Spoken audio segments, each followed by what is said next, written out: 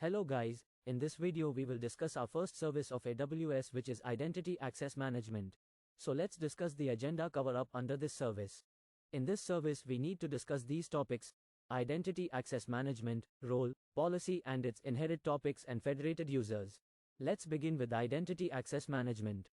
Identity Access Management is a web service which allows you to manage access to AWS services and resources securely. With AWS IAM, you can create and manage user accounts and define who is authorized to access AWS resources. It basically focuses on two things: authentication, authorization.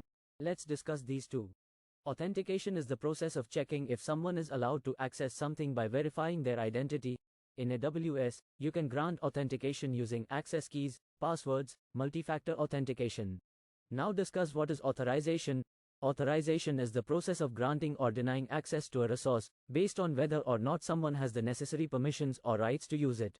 In AWS, we can assign policies and role to authorized access to users, groups and federated users. Now discuss some features of Identity Access Management: Identity Federation or allow external user access, secure access to AWS resources, granular permissions, multi-factor authentication, integrated with many AWS services, free to use. These are the different ways of authentications: key pair, the email address and password, user ID and password, access keys, multi-factor authentication, ABAC. Some of them you were aware of. We will discuss these in next part. Let's know ABAC first. Attribute-based access control, ABAC, is an authorization strategy that defines permissions based on attributes. In AWS, these attributes are called tags. We will cover ABAC demo on a hand-on part. Thanks for watching. See you in our next video.